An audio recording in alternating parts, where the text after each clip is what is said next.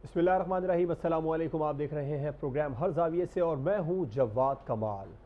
नई हुकूमत को बने तकरीबन एक हफ़्ता होने वाला है, लेकिन अब तक वफाकी काबीना की तश्कील ना दी जा सकी है।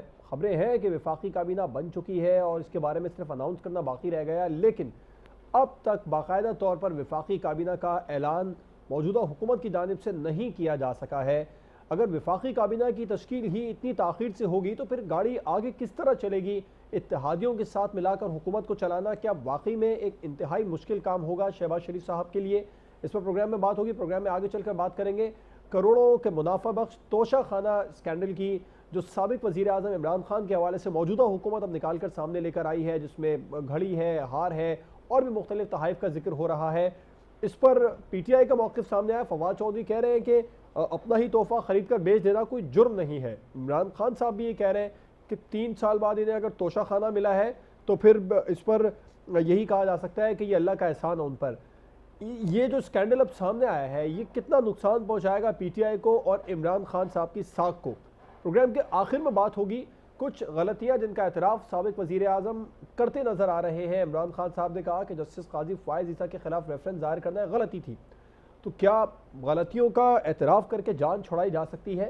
इन तमाम तर मामलात पर प्रोग्राम में बात होगी। अपने मेहमानों का आपसे तारुफ करवाऊंगा। सीनियर तज्ज़ियाकार शहजाद चौधरी साहब प्रोग्राम में हमारे साथ मौजूद हैं, सीनियर तज्ज़ियाकार सज्जाद मीर साहब, सीनियर तज्ज़ियाकार रज़ा रूमी साहब और सीनियर तज्ज़ियाकार मोना आलम साहिबा प्रोग्राम में हमारे साथ मौजूद है। शहजाद चौधरी साहब, वफाकी काबीना की तश्कील में इतनी ज़्यादा ताख़ीर हो गई है, गाड़ी किस तरह आगे बढ़ेगी? अच्छा देखिए, जो कोलिशन गवर्नमेंट्स होती हैं ना, बाय नेचर फितरी तौर पर अनस्टेबल गवर्नमेंट्स होती हैं। यानी इसमें अगर एक पार्टनर भी थोड़ा सा बुरा महसूस करे या आपके साथ ना चलना चाहे तो आपके लिए मुश्किलात खड़ी हो सकती हैं। ये एक माइनॉरिटी गवर्नमेंट है जो अभी बनी हुई है। पहले भी माइनॉरिटी थी, लेकिन वो एक लार्जेस्ट पार्टी की गवर्नमेंट थी। ये तो बहुत ही सारी पार्टीज को मिला के 12-13 के करीब है जिनको मिला के गवर्नमेंट बनाई गई है। अब इस तरह की गवर्नमेंट ज्यादा पायदार हो नहीं सकती, फितरतन नहीं हो सकती।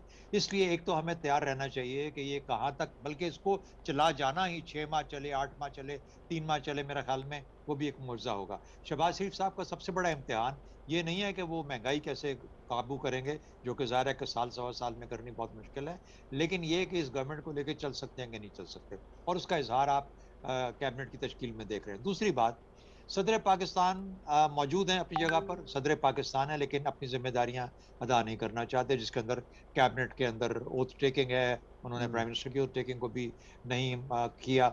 उसके बाद गवर्नर साहिबान हैं, या कम से कम एक बड़े सूबे के, जो कि वजीर आला जो वहाँ के मुंतखब हैं, उनको हलफ देने के लिए तैयार नहीं है, बल्कि वो किसी भी तरीके से जो वहाँ की असेंबली है उसको चलने देने के लिए तैयार नहीं है, और उनके स्पीकर उनके साथ मिलकर ये मामलात कर रहे हैं। तो मुझे यूँ लगता है, बल्कि लगता क्या सबको नज़र आता है, गो कि हम सब कोशिश कर रहे हैं और सारे के सारे इस उम्मीद में हैं कि शहबाज शरीफ साहब कोई मुआवजा करेंगे और ये हुकूमत चला लेंगे। लेकिन मुझे यूँ लगता है कि ना सिर्फ एक कॉन्स्टिट्यूशनल क्राइसिस है, एक गवर्नमेंट का डिसफंक्शन है और एक पॉलिटिकल डिसफंक्शन है। ये जो गवर्नमेंट का और पॉलिटिकल डिसफंक्शन है, मुझे डर ये है कि ये कहीं हमारा माशरती डिसफंक्शन ना बन जाए, ये सोसाइटी के अंदर डिसफंक्शन ना बन जाए, जिसके बाद फिर बहुत बुरे हालात हो सकते हैं। तो मेरा ख्याल है कि वो कुव्वतें जो कि अभी तक आर्बिटर का रोल अदा करती थी, उसमें अदलिया भी है, उसमें फौज का अदारा भी है, ये कंट्रोवर्शियल बना दिए गए हैं। इस वजह से वो आगे बढ़ के वो काम नहीं कर पा रहे जो कि आज तक हिस्टोरिकली वो करते रहे हैं, और इस सियासत में वो सख्त है नहीं कि ये अपने मसाइल को सुलझा सके, और अदालतें जो है उनको भी डिफेंसिव पे डाल दिया गया है। तो कहने का मतलब क्या हुआ कि जब इस किस्म का मामला हो जाए तो उसके 2-3 तरीके हैं। मैं बड़ा ब्रीफली आपको जो बता देता हूँ। जी जी। एक तो क्या नेशनल गवर्नमेंट का कोई कयाम होना चाहिए। अगर इनको कुछ वक्त देते हैं, महीना एक देखते हैं चल पाते हैं नहीं चल पाते, क्या नेशनल गवर्नमेंट की तरफ जाना मुनासिब होगा? यानी जितनी पार्टीज हैं जो कि इस वक्त मौजूद हैं पार्लियामेंट में, और इस तरीके से जिनके इस्तीफे हैं लेकिन अभी तक कबूल नहीं हुए, उनको मिला के किसी और वजीर आजम के नीचे 6 माह के लिए ये गवर्नमेंट कर दी जाए, जो कि जो मसाइल हैं इमीडिएटली कॉन्स्टिट्यूशनल, उनका हल कोई ढूंढे और देखे कि आगे से मुल्क किस तरह के मुश्किलात में ना पड़े। दूसरा ये है कि कोई और तरीका, कोई और गवर्नमेंट किसी तरीके से आए, यानी क्या अदलिया और फौज मिलके कोई आर्बिटर का रोल अदा कर सकते हैं, या एक ग्रैंड बार्गेन या ग्रैंड प्लान एस्टैब्लिश किया जाए जिसके तहत तमाम मसाइल अगले 6 माह के अंदर किए जाए, ताकि रीसेट बटन दबा के इस माशरे को, इस मईशत को, इस रियासत को और इस हुकूमत को दोबारा चलाने के काबिल बनाया जाए। वरना ठीक। हम बहुत बड़ी गहराई के अंदर, गहरी गहराई के अंदर हम गिरते जा रहे हैं खाई के अंदर, और अब उधर से निकलने का रास्ता मुश्किल से मुश्किल तर होता जाएगा। रास्ता मुश्किल से मुश्किल तर होता जाएगा। सज्जाद मीर साहब, वफाकी काबीना की तश्कील ही अब तक नहीं हो सकी है, गाड़ी आगे कैसे चलेगी? असल में तश्कील अब तक जो नहीं हो सकी वो इसलिए है कि जब ये सारी सूरत पैदा हुई थी और अपोजिशन बनी थी, तो उनका टारगेट सिर्फ इस बात पे था कि किसी तरह इमरान खान को निकालना है, और अपने बाकी सारे इख्तलाफात, अपने सारे नज़रियात वो भूल चुके थे, और उनके इंटरेस्ट अपने थे। जहाँ पीपल्स पार्टी का अपना है, नून लीग का अपना है, खासतौर पर पीपल्स पार्टी पंजाब में फुटओवर चलती है, जबकि नवाज शरीफ नहीं चाहते थे, और बड़ी एक स्मार्ट मूव खेली थी, जैसे मैं बार बार कहता हूँ कि उन्होंने शहबाज शरीफ को कहा कि तुम वज़ीर आज़म बन जाओ। उनके वज़ीर आज़म बनने का मतलब ये था कि साथ उनके साथ एग्रीमेंट करा दिया कि पंजाब का सूबा परवेज़ इलाही को दे दिया जाए। वो मिसफायर हो गया। परवेज़ इलाही की बेवकूफ़ी कह लीजिए, हमाकत कह लीजिए, कुछ भी कह लीजिए, जहाँ कुछ बहुत बंदोबस्त कह लीजिए, वो नहीं चल पाया। अब पंजाब भी उनके पास है, वफाक भी उनके पास है। पीपल्स पार्टी अपना एक लॉन्च शेयर चाहती है, जो जहाँ तक ताल्लुक है मौलाना फजल रहमान का, तो वो आज भी कह चुके हैं कि हम उसके अंदर होते हुए भी एक अलग पार्टी है, हमारा अपना शक्ल, उससे अपना अंदाज है, अपना तरीक़ेकार है। छोटी जमातें हैं, वो कुछ और चाहती हैं। मैंगल साहब जो हैं, वो तो शायद अभी हुक्मरानी में शामिल होने के लिए मुश्किल पैदा करते हैं। तो ये सारी सूरत हाल है, लेकिन बहरहाल इनके दरमियान एक कंसेंसस हो जाना है और हो जाएगा, और अगर ये खुद नहीं करेंगे तो करा दिया जाए। यानी कि ऐसी जल्दी नहीं है कि फौरन ये पीपल्स पार्टी एक तरफ रास्ता इख्तियार करे। पीपल्स पार्टी को पता है कि अब उन्होंने रास्ता दूसरा इख्तियार किया तो और रास्ता जाने का उनके पास भी कोई नहीं है।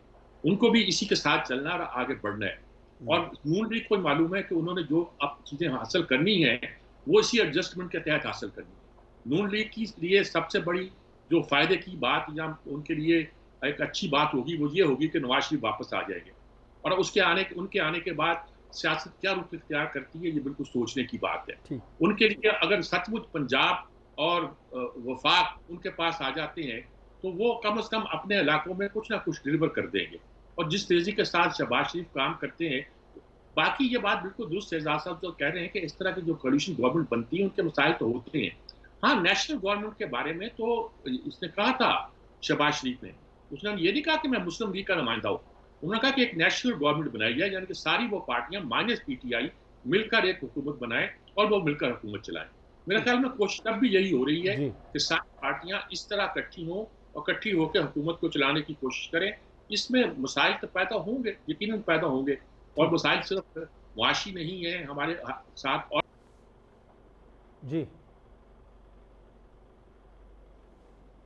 ठीक, सज्जाद मीर साहब को पॉइंट आया। रज़ा रूमी साहब, आप क्या समझते हैं, वफाकी काबीना की तश्कील में इतनी ज़्यादा ताख़ीर हो गई है, हुकूमत आगे किस तरह चल पाएगी ये कोलिशन गवर्नमेंट जो बनी है? जी बिल्कुल, मेरे ख्याल से जैसे अभी कहा गया एक पॉइंट पर कि शायद इसके ऊपर यहाँ तो सोच विचार नहीं हुआ था, यहाँ कोलिशन जो हुकूमत होती है उसके यही मसाइल हमेशा जो है वो सामने आ जाते हैं कि किसको क्या मिलना है और किस हद तक उनको अकोमोडेट करना है।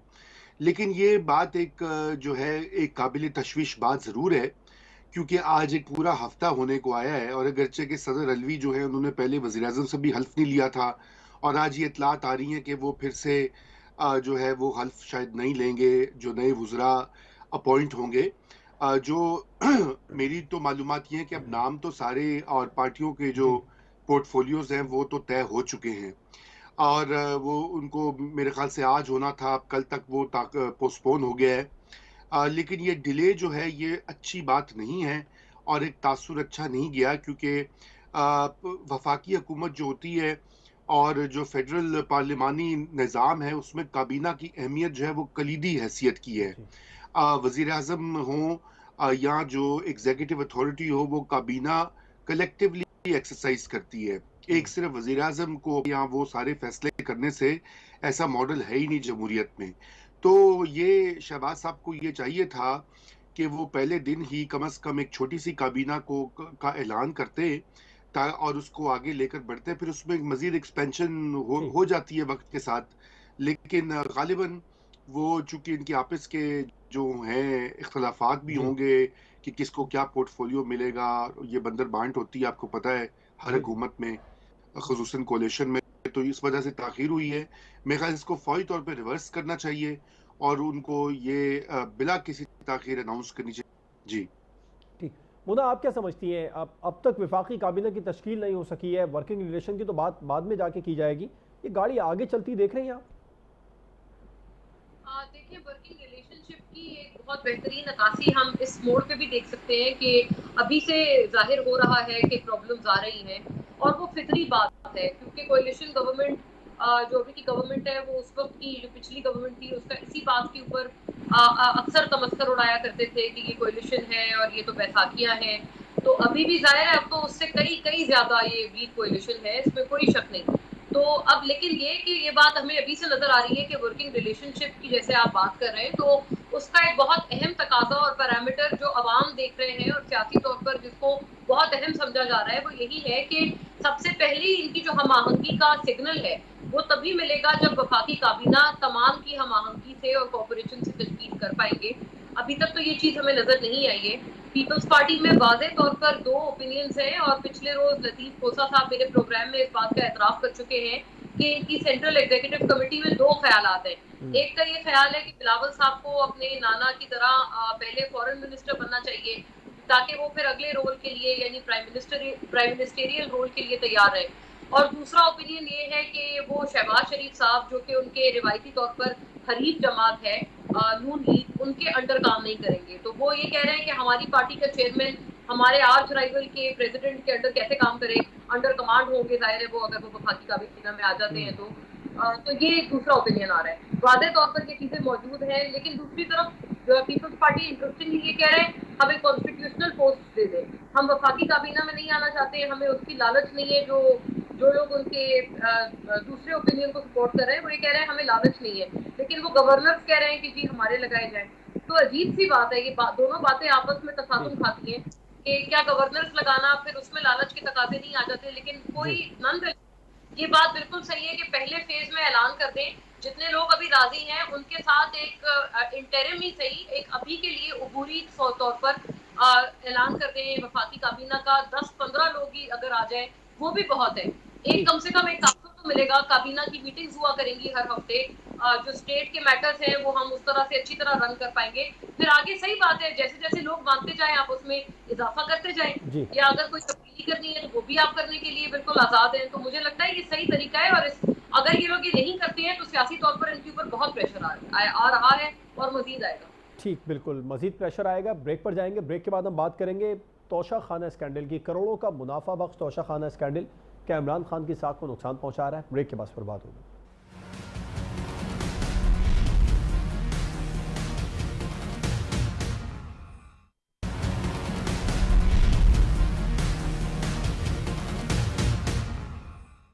मुख्तलिफ तहाइफ सामने आ रहे हैं जिनके बारे में कहा जा रहा है कि साबिक वज़ीर आज़म इमरान खान ने इन्हें कौमी ख़जाने से ख़रीद कर फिर बेच कर मुनाफा कमाया।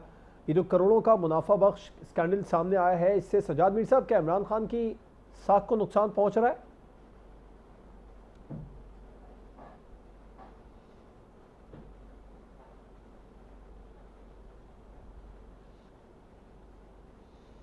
देखिए, एक स्कैंडल तो ये है, और स्कैंडल सामने आने से साख तो खराब हुआ करती है, इसमें तो कोई शक की बात नहीं है।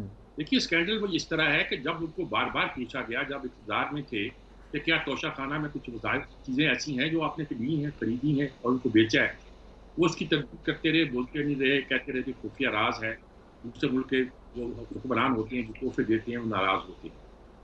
लेकिन फिर आखिर जब वो इक़्तिदार में नहीं रहे, ये बात सामने आ गई, लोगों को जैसा शक था वैसे हुआ। इसमें 2-3 बातें मालूम होती हैं कि आप कहते हैं कि मैंने खरीदे हैं, मैंने बेच दिए, क्या हुआ उसमें?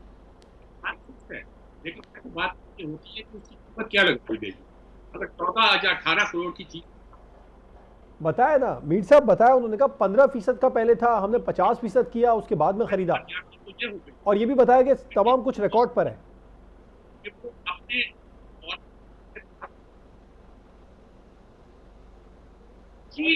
जी आपने 50% कर दिया, बड़ी मेहरबानी आपकी, लेकिन ये तो बताइए कि उसकी कीमत क्या लगाई?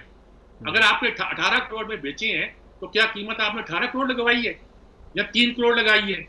फिर सवाल पैदा होता है कि अगर आपने 2 करोड़ पे किए तो कहां से पे किए? अपने पैसों से पे किए या एज यूजुअल किसी का पैसे थे जो वहां पहुंच गए? फिर तीसरी बात यह है कि आप कहते थे कि वो लोग इस बात को बुरा मनाते हैं कि बताया ना जाए कि उन्होंने कोई तोहफा दिया है। अब लोग कहते हैं कि उन लोगों ने तो इस बात पर बुरा मनाया है, खासतौर पर घड़ी का मसला है कि जो वो शहजादे ने सिर्फ 2 घड़ियां बनवाई थी, खासतौर पर एक अपने लिए और एक आपको देने के लिए, आपने उसी के यहाँ उसको बेचने के लिए बेच दिया। उस शहजादे को उसने कंपनी ने कहा कि ये घड़ी तो बिकने के लिए आ गई है, उसने कहा अच्छा खरीद लो फिर और वही पैसे दे दो जो दिए गए थे। तो इससे जो इमेज बना है आपके मुल्क का, वकार बना है आपके मुल्क का, और पैसा जिस तरह आपने मारा है, कमाया है, और 3-4 लाख करोड़ में कोई चीज खरीद के उसको 18 करोड़ में बेच दिया है, ये सवाल तो पैदा होता है। सवाल ये पैदा होता है कि जब हम तोहफे लेते हैं तो तोहफे देते भी होंगे, उसका हिसाब अभी में कभी नहीं दिया जाता कि किसको किसका कितना तोहफा हमने कैसे दिया है। ये यहाँ सिर्फ बटोरने के आदी हैं कि शहजादों और शहजादियों के साथ ब्रेसलेट और इस तरह की चीजें लेते जाएं और खुश होते जाएं। तो ये एक स्कैंडल तो बनेगा और इसको छुपाना आसान नहीं होगा। स्कैंडल बन चुका है, छुपाना आसान नहीं होगा। इमरान खान की साथ को नुकसान पहुंच रहा है, कोई दो राय नहीं हो सकती। बिल्कुल ठीक। रजा रूमी साहब, आप क्या समझते हैं, करोड़ों का जो मुनाफा बख्श तोशाखाना केस है, इससे इमरान खान साहब की साख को नुकसान पहुंचेगा? मेरे तो ख्याल से बिल्कुल ऑलरेडी जितनी इसकी तनकीद हो रही है, जो उसके ऊपर उनका जो आज स्टेटमेंट भी आया कि मेरा तोहफा मेरी मर्जी, वो तो मजीद एक जो है अजीब गरीब उनका रिस्पॉन्स आया है। क्योंकि देखिए, ये जो तहाइफ होते हैं सरकारी, ये दरअसल रियासत को दिए जाते हैं, दूसरी रियासतों की तरफ हेड्स ऑफ द स्टेट देते हैं, और ये तोशाखाना बना इसीलिए। उसमें जारी बात है ओवर द टाइम ये वाला रूल रखा गया है कि बहुत सी चीज़ें ऐसी होती है जिनको आपने नहीं प्रिजर्व करना होता, लेकिन तो उसके लिए वो प्रोविजन डाल दी गई है। लेकिन जिस अंदाज से उनको सस्ते तरीके से ख़रीदा गया, कम कीमत पर, और फिर बाज़ार में ओपन मार्केट में बेचा गया, चाहे वो हार हो 12 करोड़ वाला, घड़ियाँ हों, अंगूठी हो, ये तो एक बहुत ही जिसे कहते हैं कि न सिर्फ उनकी साख को नुकसान पहुंचाए, बल्कि उनका जो पूरा एक माइथोलॉजी बनाई गई है ना उनकी ईमानदारी की, वज़ीर-ए-आज़म साबिक वज़ीर-ए-आज़म साहब की, वो उसका भी एक तरह से पोल कुछ खुल गया है। क्योंकि अगर आप इतने छोटे मामलात के ऊपर भी आप जो है वो नहीं एक्सरसाइज कर सकते स्क्रूटनी, और तो फिर बड़े मामलात में तो क्या ही हाल होगा, वो तो अल्लाह ही बेहतर जानता है। अभी तो मज़ीद केसेस जो हैं वो सामने आ रहे हैं आहिस्ता आहिस्ता।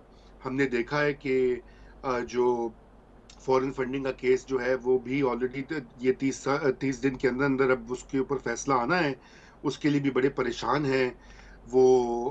वज़ीर-ए-आज़म साबिक वज़ीर-ए-आज़म साहब जलसे में भी उन्होंने जिक्र किया कि जी अब ये मेरे खिलाफ इस्तेमाल होगा और ये और वो।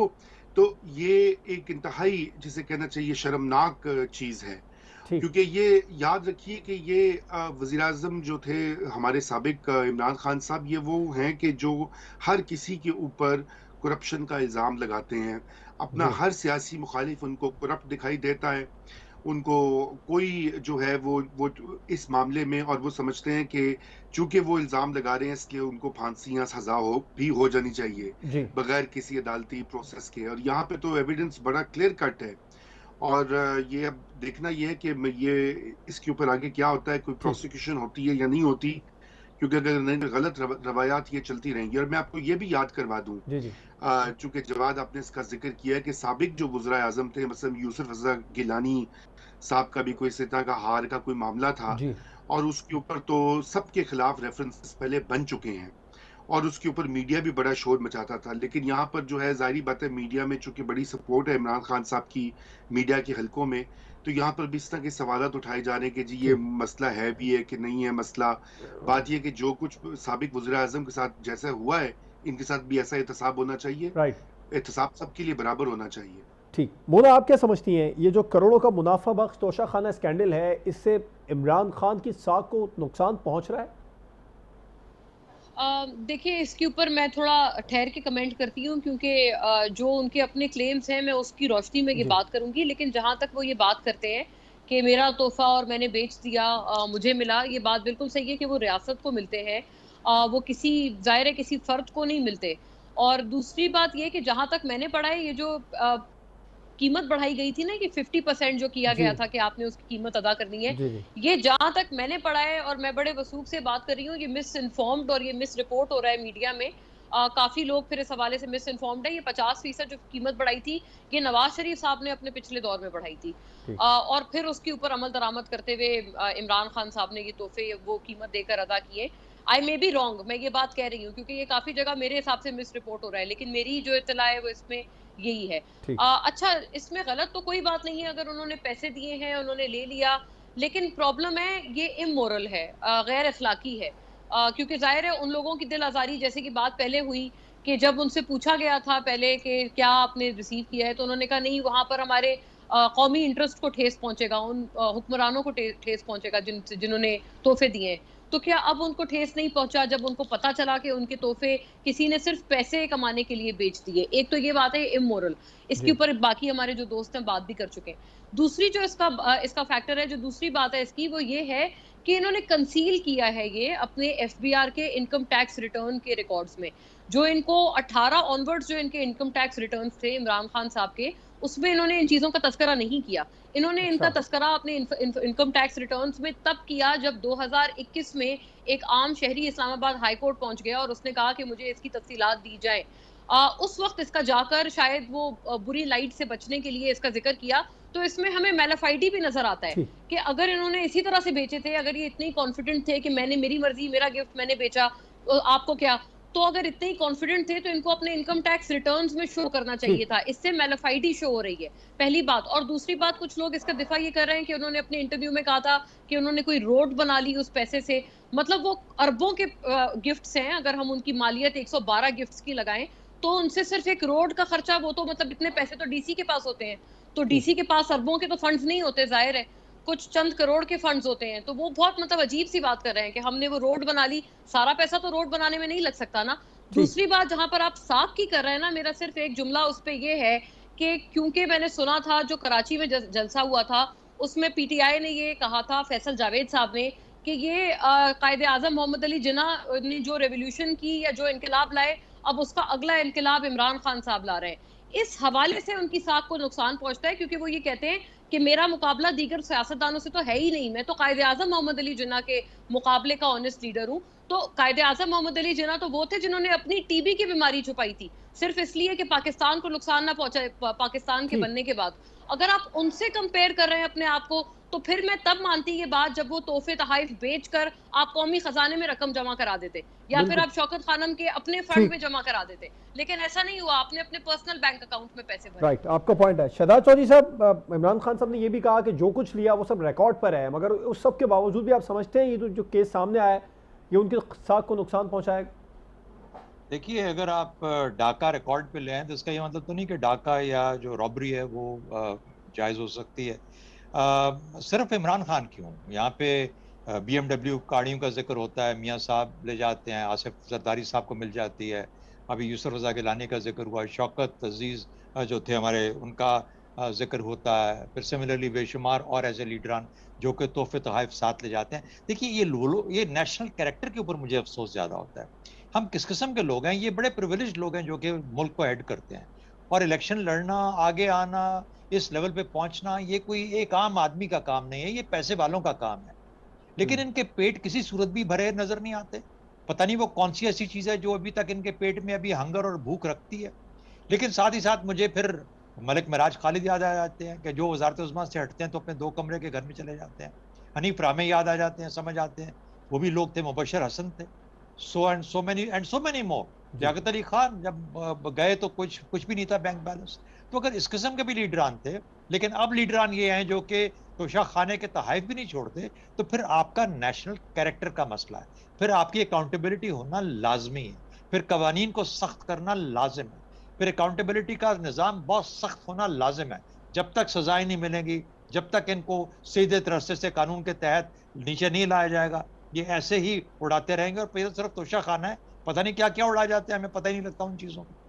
ठीक, बिल्कुल ठीक, आपका भी पॉइंट है। ब्रेक पर जाएंगे, ब्रेक के बाद हम बात करेंगे। इमरान खान के इंकशाफात भी सामने आ रहे हैं, क्या गलतियों का एतराफ़ करके जान छुड़ाई जा सकती है? ब्रेक के बाद पर बात करेंगे।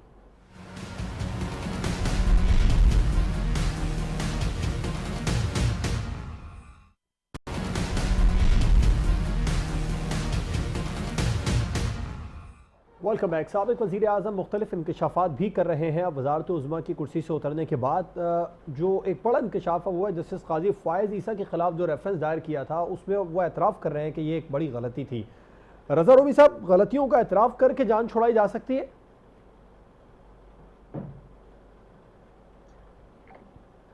जी, आवाज आ रही है मेरी? जी जी बिल्कुल सर। इमरान खान साहब ने बहुत सारे इंकशाफात किए जिनमें जस्टिस काजी फ़ायज़ ईसा वाला भी एक इंकशाफ है कि वो गलती थी रेफरेंस दायर करना।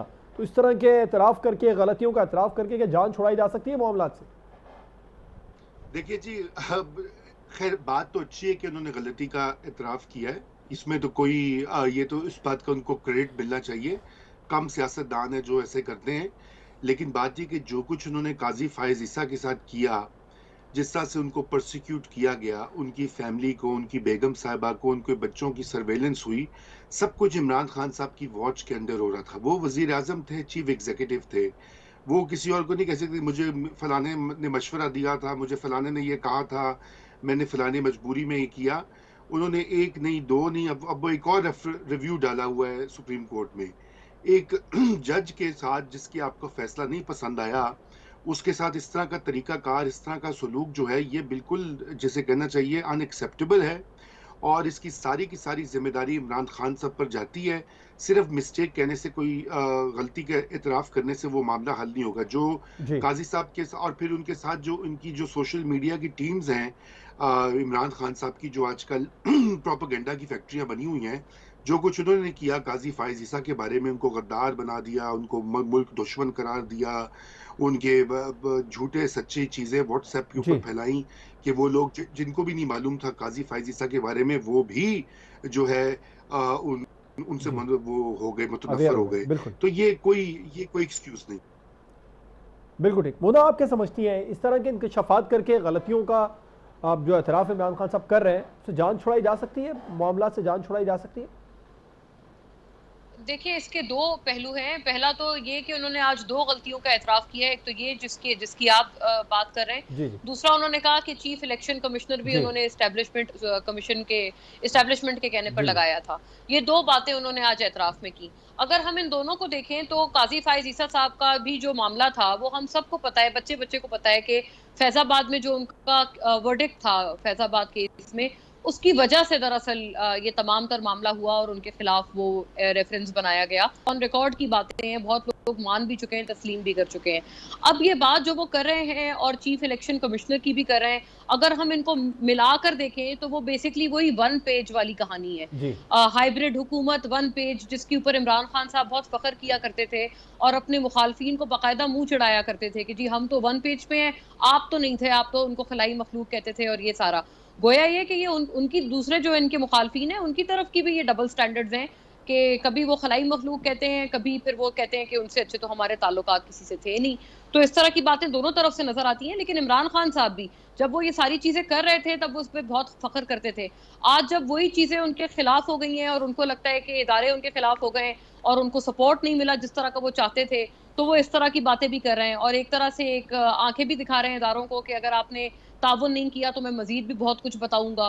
तो इस तरह की बातें हमें मुसलसल नजर आ रही हैं। ये बहुत मनफी रवैया है और हमारी सियासत में हर कोई करता है। ठीक। अफसोस की बात है कि इमरान खान साहब भी कर रहे हैं और नवंबर, ये भी दुरुस्तगी के लिए, रिकॉर्ड के लिए जरूरी है कहना कि नवंबर 2021 से पहले इमरान खान साहब बिल्कुल नजरियाती नहीं थे। वो वही ठीक। करते थे जो उनको कहा जाता था। नवंबर 2021 के बाद से वो बेसिकली नजरियाती हुए हैं। उनके लोगों को भी याद रखना चाहिए। राइट। लेकिन इसका दूसरा पहलू मुख्तसरन ये है कि जजेस को भी आंसरेबल होना चाहिए अपनी हर प्रॉपर्टी के लिए, तमाम तर चीजों के लिए। वो ठीक। प्रिविलेज्ड तरीन लोग हैं हमारे मुल्क के और हमारी जुडिशरी की रैंकिंग बहुत खराब है। उनको आंसरेबल होना चाहिए, लेकिन बदकिस्मती से ऐसा कोई मैकेनिज्म मुल्क में मौजूद ही नहीं है, नैब वगैरह भी नहीं, जो उनसे ये पूछ सके, कोई जी सवाल पूछ सके। तो अकाउंटेबिलिटी का ओवरऑल निज़ाम इस मुल्क में मफलूज है, पैरालाइज्ड है और नॉन एग्जिस्टेंट है। ठीक। शहजाद चौधरी साहब, बहुत सारे इंकशाफात इमरान खान साहब के सामने आ रहे हैं। सिकंदर सुल्तान राजा वाला भी आया है, लेकिन जस्टिस काजी फ़ायज़ ईसा वाला भी आया है। इस तरह के एतराफ़ करके क्या मामला से जान छुड़ाई जा सकती है? मेरा ख्याल है अभी वो और भी कुछ कहेंगे और ज़रूर कहते रहेंगे और उनको कहते रहना चाहिए, क्योंकि अब अगर वो खुल के सामने आ रहे हैं तो मेरा ख्याल है एक दफ़ा बात कर ही दें जो उनके दिल में है। ये खाम खा में इधर उधर चक्कर लगाने के और लोगों को खाम खा विप्लैश करने के बेहतर है कि टारगेट पे आएँ और सीधे आएँ और डायरेक्टली आएँ, ताकि पता लगे और हर एक को पता लग जाए कि वो कहाँ खड़े हैं। लेकिन ये असल में जो गलतियाँ होती हैं ना, ये गलतियों का एहसास होता है जब आप पावर से हट जाते हैं। पावर के अंदर ये तमाम मफादात हैं। जो गलतियाँ होती हैं, जो पावर के बाद समझ आती हैं, ये पावर के अंदर मफादात के तौर पे जानी जाती हैं। ये आपको फ़ायदा पहुँच रहा होता है उन चीज़ों का, इसलिए वो गलतियाँ नहीं होती, वो आपके फ़ायदे की चीज़ें होती हैं। तो पहली बात तो ये होगी। दूसरी बात ये है कि इमरान खान साहब देखिए, गलतियों का असल जो अज़ाला है या जो गलत उसका जो हल होगा, वो तब होगा जब आप ऑपोज़िशन में बैठ के जब आप गलतियाँ कर रहे हैं। जो आज गलतियाँ इमरान खान साहब कर रहे हैं, अगर इसको गलतियाँ मानेंगे और कहेंगे कि हाँ, ये मैं अब जो कर रहा हूँ, ये मुल्क को नुकसान पहुँचा रहा हूँ, या जो मैं कह रहा हूँ इससे इदारों को और मुल्क को नुकसान पहुँचेगा, तो फिर ये गलती, वो उससे बड़ी गलती तसव्वुर की जाएगी जो कि उनसे ताकत में तो सब गलतियाँ करते हैं, क्योंकि वो मफाद होता है, एहसास बाद में होता है। लेकिन आज की गलतियाँ एक ऐसा घाव लगाती हैं जो फिर बाद में कभी रिकवर करने में बहुत वक्त लग जाता है। राइट, सज्जाद मीर साहब, आप भी मुत्तफिक हैं? शहजाद चौधरी साहब ने कहा कि जो अब गलतियां कर रहे हैं ये एक बड़ा घाव होगा, शायद इक़्तिदार की गलतियां तो माफ़ी मिल जाए या फिर वो घाव भर जाए, ये ज़्यादा मुश्किल है। तो इस तरह जान छुड़ाई जा सकती है गलतियों का एतराफ़ करके? मीर साहब,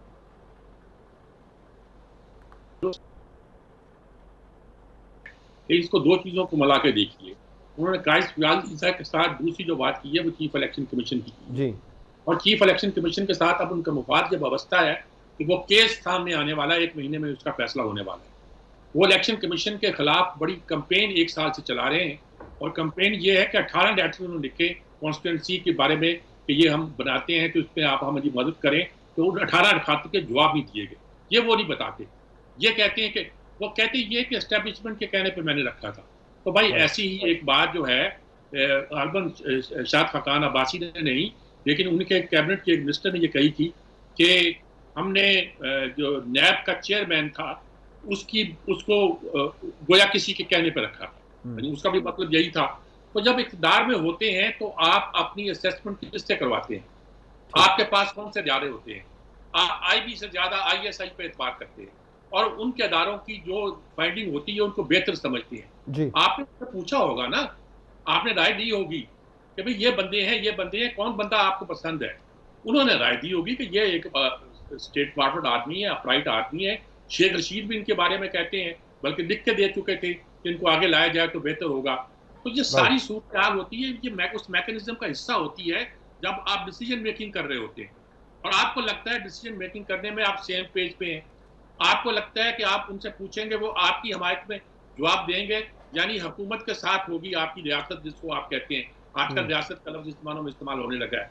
होता क्या है जब ये बात आपके मुफाद में नहीं जाती, वो आदमी सचमुच अपराइट निकलता है, वो आदमी सचमुच सच्चा निकलता है, तो आपको परेशानी हो जाती है।